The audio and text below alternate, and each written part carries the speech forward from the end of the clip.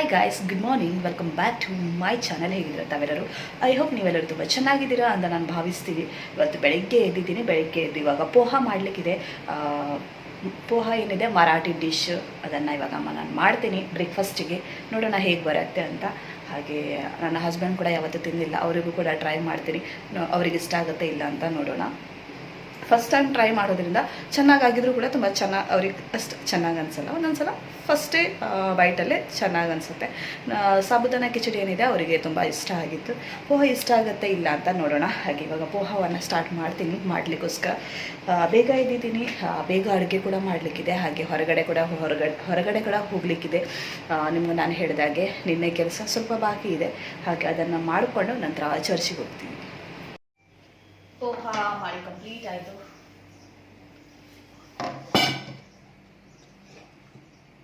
ಸ್ವಲ್ಪನೇ ಮಾಡಿದ್ದೀನಿ, ಜಾಸ್ತಿ ಮಾಡಿಲ್ಲ. ಇವ್ರಿಗೆ ಇಷ್ಟ ಆಗಿಲ್ಲ ಅಂದರೆ ನಾನೇ ತಿನ್ನಬೇಕಾಗತ್ತೆ ಅಂತ. ಮರಾಠಿ ಡಿಶ್ ಏನಿದೆ ಎಲ್ಲದಕ್ಕೂ ಶೇಂಗಾನ ಹೋಗುತ್ತೆ. ನಾವು ಹೇಗೆ ಕಾಯಿ ತುರಿಯನ್ನು ಹಾಕ್ತೀವಿ, ಕೊಬ್ಬರಿ ಹಾಕ್ತೀವಿ, ಅದೇ ಥರ ಇದಕ್ಕೆ ಲೆಮನ್ ಹಾಕಿ ತಿನ್ನಬೇಕು, ಆವಾಗಲೇ ಟೇಸ್ಟ್. ಅವರು ಬ್ರೇಕ್ಫಾಸ್ಟ್ ನಂತರ ಮಾಡ್ತಾರೆ ಅಂದರೆ ಜಸ್ಟ್ ಎದ್ದಿದ್ದಾರೆ ಮಾತ್ರ, ಸಬ್ಜ ನೀರು ಕುಡಿದಿದ್ದಾರೆ. ಬ್ರಷ್ ಇನ್ನೂ ತನಕ ಮಾಡಿಲ್ಲ. ನನಗೆ ಮಾಡಿದ ತಕ್ಷಣವೇ ನನಗೆ ತಿನ್ನಬೇಕು. ಅವ್ರು ಲೇಟಾಗಿ ಮಾಡಲಿ, ನಾನು ಇವಾಗ ತಿಂತೀನಿ. ಹೇಗಾಗಿದೆ? ಚೆನ್ನಾಗಿದೆ. ನನಗೆ ನೀವೇ ತಿಂದು ಟೇಸ್ಟ್ ಹೇಳೋದು ಮನಸ್ಸಿತ್ತು. ಯಾಕಂತ ಹೇಳಿದ್ರೆ ಈ ಥರ ಎಲ್ಲ ನನಗೆ ಇಷ್ಟ ಆಗುತ್ತೆ. ನೀವು ಫಸ್ಟ್ ಟೈಮ್ ಅಲ್ಲ ತಿನ್ನೋದು? ನೀವು ಹೇಳಿದ್ರೆ ಚೆನ್ನಾಗಿರ್ತದೆ.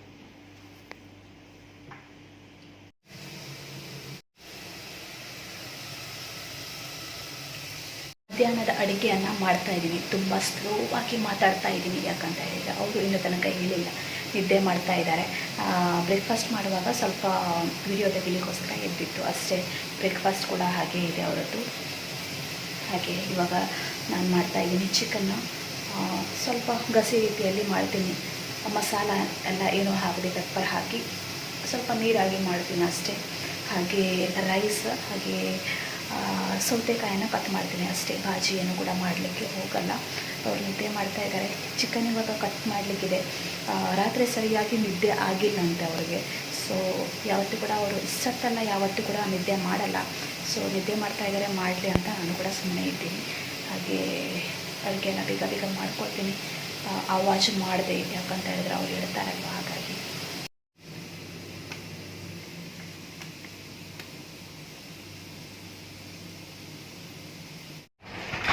ಹೇಗನ್ನಿಸ್ತು ಜಾಸ್ತಿ ಹೊತ್ತು ನಿದ್ದೆ ಮಾಡಿ? ನಿದ್ದೆ ಕಂಪ್ಲೀಟ್ ಆಗಿಲ್ಲ, ನೋಡಿದ್ರೇ ಕಾಣಿಸುತ್ತೆ.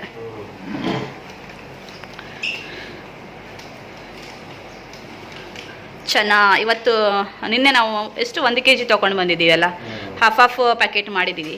1 ಪ್ಯಾಕೆಟ್ ಹಾಕ್ತಾ ಇದ್ದೀವಿ, ತಿಂತಾನೆ ಇರೋದು. ಕೈಗೇನಾಯಿತು?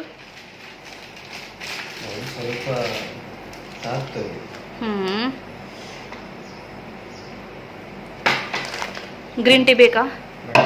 ಬೇಡ. ಇವಾಗ ಆಯಿತು, ಅರ್ಧ ಗಂಟೆಯಲ್ಲಿ ಮತ್ತೆ ಊಟ. ಬೇರೆ ಪ್ಯಾನಲ್ಲೇ ಹಾಕ್ಕೊಂಡು, ನನಗೆ ಅದೇ ಪಾತ್ರೆ ಬೇಕಿತ್ತು, ಹಾಗಾಗಿ ಬೇರೆ ನಾನ್ ಸ್ಟಿಕ್ಕಲ್ಲಿ ಹಾಕಿ ಮತ್ತೆ ಬಿಸಿ ಮಾಡಿದೆ. ಡಬ್ಬಲ್ ಕೆಲಸ. ಎಷ್ಟು ಬೇಕೋ ಅಷ್ಟು ತಗೊಳ್ಳಿ. ಹಾಗೆ ನನಗೆ ಅನಿಸುತ್ತೆ ತುಂಬ ಚೆನ್ನಾಗಿರುತ್ತೆ, ಯಾಕೆಂದರೆ ಎಷ್ಟೇ ಅಂದರೂ ಶೇಂಗಾ ಹಾಕಿದ್ದೀರಲ್ಲ. ಮರಾಠಿ ಡಿಶ್ಶಿಗೆ ಎಲ್ಲದಕ್ಕೂ ಶೇಂಗಾ. ನಾವು ಹೇಗೆ ಕೊಬ್ಬರಿ ಹಾಕ್ತೀವಿ. ವಿಸಿಲ್ ಆಯಿತು, ಅನ್ನ ಆಗ್ತಾ ಇದೆ, ಊಟಕ್ಕೆ ರೆಡಿ ಆಗ್ತಾ ಇದೆ. ಹಾಫ್ ಆನ್ ಅವರಲ್ಲಿ ಊಟ ಮಾಡಿ ಮತ್ತೆ ಹೋಗಬೇಕು. ಲೆಮನ್ ಹಾಕ್ಕೊಳ್ಳಿ. ಲೆಮನ್ ಹಾಕಿದ್ರೇ ಟೇಸ್ಟ್. ಹಾಂ, ಮತ್ತೆ ಬೇಕಾದರೆ ಹೇಳಿ, ಅದು ನಾನು ಯೂಸ್ ಮಾಡೋದು ಫ್ರಿಜ್ಜಲ್ಲಿದೆ, ಅದರ ಅರ್ಧ. ಸಾದಾ ಕೂಡ ತಿಂದು ನೋಡಿ, ಹಾಗೆ ಲೆಮನ್ ಕೂಡ ಹಾಕಿ ತಿಂದು ನೋಡಿ.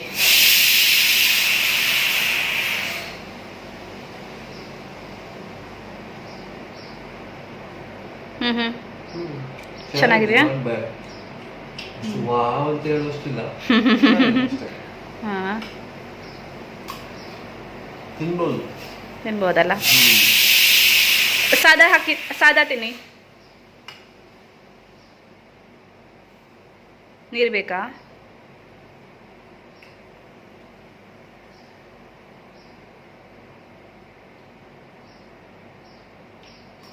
ಯಾವ್ದು ಇಷ್ಟ ಆಯಿತು?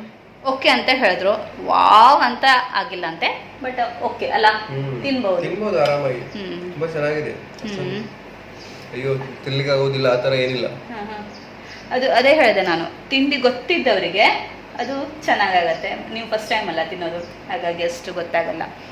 ಹಾಗೆ ಅಡುಗೆ ಕೂಡ ರೆಡಿ ಆಗಿದೆ. ಚಿಕನ್ ಆಯಿತು, ಸಲಾದ್ ಕೂಡ, ಸಲಾದ್ ಅಲ್ಲ, ಹೀಗೆ ಸೌತೆಕಾಯನ್ನು ಕಟ್ ಮಾಡಿ ಇಟ್ಟಿದ್ದೀವಿ. ಹಾಗೆ ರೈಸ್ ಇವಾಗ ಜಸ್ಟ್ ಆಫ್ ಮಾಡ್ಕೊಂಡು ಬಂದಿದ್ದೀವಿ, ತುಂಬ ಡಿಸ್ಟರ್ಬ್ ಆಗ್ತಾ ಇತ್ತು ಅಂತ.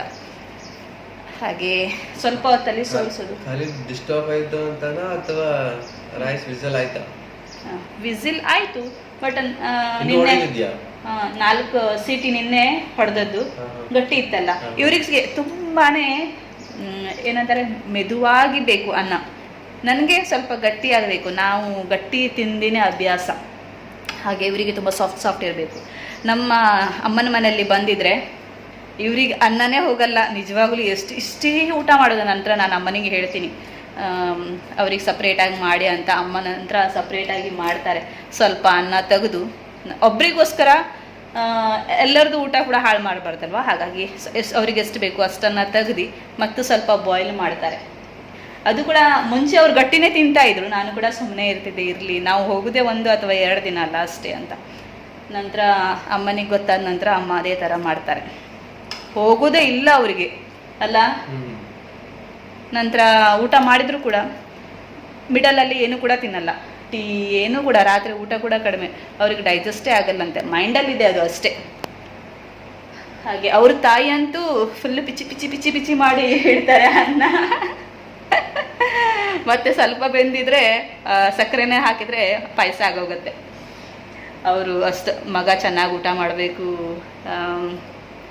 ವರ್ಷಕ್ಕೆ 1 ಸಲ ಬರೋದಲ್ವ, ಅದಕ್ಕೋಸ್ಕರ ಇವರು ಬಂದಾಗ ಯಾವ ಥರ ಇವ್ರಿಗೆ ಬೇಕೋ ಆ ಥರ, ನಂತರ ಮಗಳು ಬಂದಾಗ ಮಗಳಿಗೆ ಯಾವ ಥರ ಬೇಕೋ ಆ ಥರ, ಅಣ್ಣ ಬಂದಾಗ ಅವನಿಗೆ ಯಾವ ಥರ ಬೇಕೋ ಆ ಥರ ಅಲ್ಲ, ಹಾಗೆ ನಡೆಯುತ್ತೆ. ಬಟ್ ಅದರಲ್ಲಿ ಅಡ್ಜಸ್ಟ್ಮೆಂಟ್ ಮಾಡ್ಕೊಳ್ಳೋರು ನಾವು ಅಡ್ಜಸ್ಟ್ಮೆಂಟ್ ಮಾಡ್ಕೊಳ್ಬೇಕು ಎಲ್ಲ ಟೈಮಲ್ಲಿ.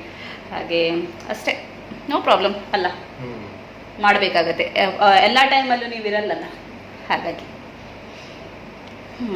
ತಿನ್ನಿ. ನಂತರ ಸ್ವಲ್ಪ ಹೊತ್ತಲ್ಲಿ ಊಟ ಮಾಡುವ. ಕಿಚನ್ ಎಲ್ಲ ಕ್ಲಿಯರ್ ಮಾಡಿಕೊಂಡೆ. ಹಾಗೆ ಅನ್ನ ಸೋಸೋ ಟೈಮ್ ಈ ಥರ ಹೇಳ್ತೀನಿ. ನಂತರ ಈ ಥರ ಇಟ್ಟು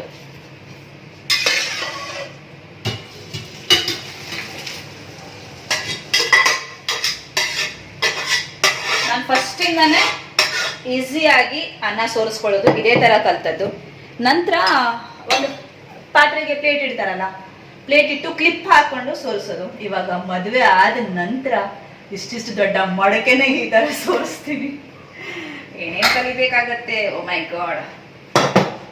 ಈ ಥರ ಪ್ಲೇಟ್ ಹಾಕಿ ಒಂದು 15 ನಿಮಿಷ ಇಡ್ತೀನಿ, ನಂತರ ಊಟ ಮಾಡೋದು.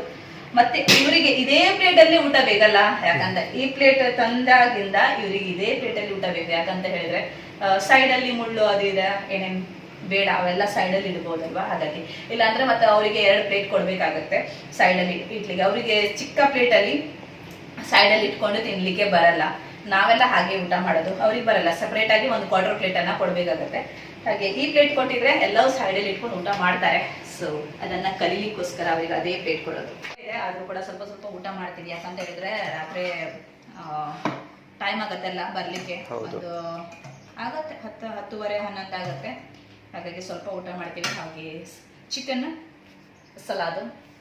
ಇವ್ರದ್ದು ಅನ್ನ ನೋಡಿ ಎಷ್ಟು ಕಡಿಮೆ. ನಾನು ಊಟ ಮಾಡ್ತೀನಿ, ಹಾಗೆ ಅವರು ಕೂಡ ಊಟ ಮಾಡಲಿ. ಬೇಗ ರೆಡಿಯಾಗಿ ನಾವು ಹೋಗ್ತೀವಿ. ಟೈಮ್ ಆಗ್ತಾ ಬಂತು, 1 ಗಂಟೆ ಹೊರಡಬೇಕು ಅಂತ ಪ್ಲ್ಯಾನ್ ಆಗಿತ್ತು. ಇವಾಗ 1 ಗಂಟೆಗೆ 5 ನಿಮಿಷ ಇದೆ. ಬೇಗ ಊಟ ಮಾಡೋದು, ಹೊರಡೋದು ಅಷ್ಟೇ.